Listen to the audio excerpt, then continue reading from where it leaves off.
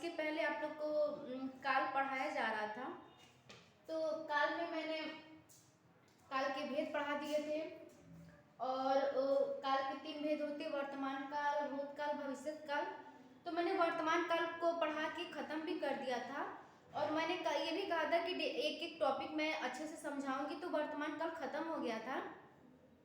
आज आप लोग की दूसरी टॉपिक है भूतकाल। तो भूतकाल के जितने भी भेद हैं मैं वो सारा आज पढ़ा के खत्म करूंगी। तो देखिए, भूतकाल कहते हैं किसको? क्रिया के जिस रूप से बीते हुए समय में कार्य करने या होने का बोध हो उसे भूतकाल कहते हैं। जैसे सीता ने पत्र लिखा, यानी कि सीता पत्र लिख चुकी है।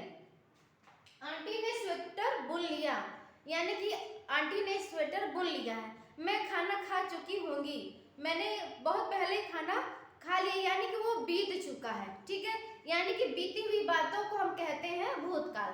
तो भूतकाल के कितने भेद होते हैं? तो भूतकाल के 6 भेद होते हैं और इसको आपको समझने में थोड़ा टाइम भी लगेगा। तो सब लोग बुक खोल लिए हैं। मैं बार बार आप लोग से कहती हूँ कि आप लोग बुक खोल लीजिएगा, क्योंकि बिना बुक खोले आप लोग को समझ में नहीं आएगा। व्याकरण एक ऐसा सागर है कि आप जितना ही इसमें गोते लगाएंगे उतना ही आप इससे पार होंगे। तो आप लोग बुक खोल लीजिएगा। तो भूतकाल के 6 भेद होते हैं। ठीक है, ये आप लोग को समझ में आ गया कि बीती हुई बातों को भूतकाल कहते हैं और भूतकाल के 6 भेद होते हैं। मैं यहाँ पे नोट कर दे रही हूँ। ठीक है,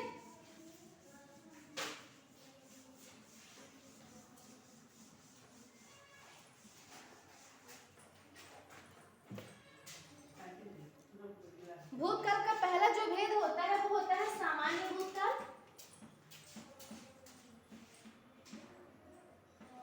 सामान्य भूतकाल। दूसरा है इसका आसन्न भूतकाल।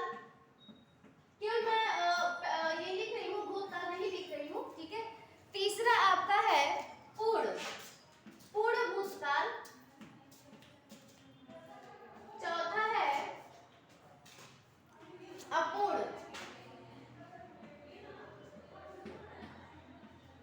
पांचवा है संदिग्ध। सेम वही है, लेकिन एक दो चीजें बदल गई हैं जो आप लोग को पढ़ना है। ठीक है, यहाँ पे मैं छठवां लिख दे रही हूँ, हेतु मद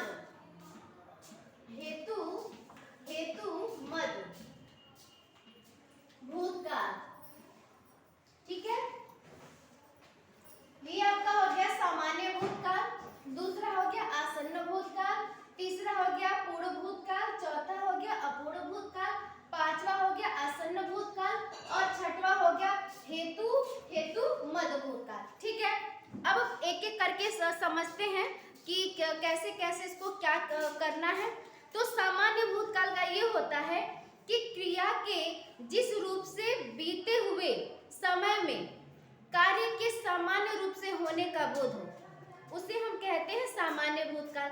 जैसे टीचर ने पाठ पढ़ाया, यानी कि टीचर ने हमें पाठ पढ़ा दिया है। ठीक है, चाची बाजार चली गई, यानी कि वो जा चुकी हैं। ठीक है, यानी कि भूतकाल, यानी कि वो समय बीत चुका है, उसे हम कहेंगे सामान्य भूतकाल। दूसरा है आसन्न। आसन्न मतलब क्या होता है कि क्रिया के जिस रूप से कुछ समय पहले कार्य के भूतकाल में आरंभ होकर उसके होने का बोध हो, यानी कि वो कुछ समय पहले ही प्रारंभ हो गया हो और वो भूतकाल में बीत चुका हो, उसे आसन्न भूतकाल। जैसे माँ ने खाना बना लिया है, यानी कि अभी कुछ देर ही हुआ, यानी कि बहुत ज्यादा टाइम नहीं हुआ है, माँ ने खाना बना लिया है। मैं पत्र लिख चुका हूँ, ये आसन्न भूतकाल के अंतर्गत आएगा। तीसरा है पूर्ण भूतकाल। क्रिया के जिस रूप से बीते हुए समय में कार्य के पूरा हो जाने का बोध हो उसे हम कहेंगे पूर्ण भूतकाल। जैसे आज धूप निकल आई थी, यानी कि धूप पूरी तरह से निकल चुकी है। मैंने संजू को पुस्तक लौटा दी। ठीक है, सबको समझ में आ रहा है? अब आगे बढ़ते हैं। अपूर्ण मतलब होता है अधूरा।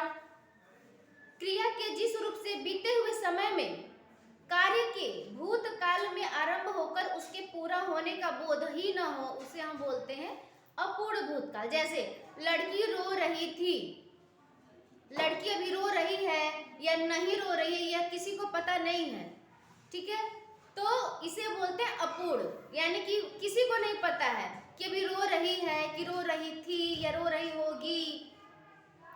विद्यार्थी स्कूल जा रहे थे, हमको ये भी क्लियर नहीं है कि वो रास्ते में है कि पहुंच गए हैं कि अभी घर ही पे हैं, ठीक है, यानी कि हमें अपूर्ण की अनुभूति हो रही है, उसे हम बोलते हैं अपूर्ण भूतकाल, ठीक है।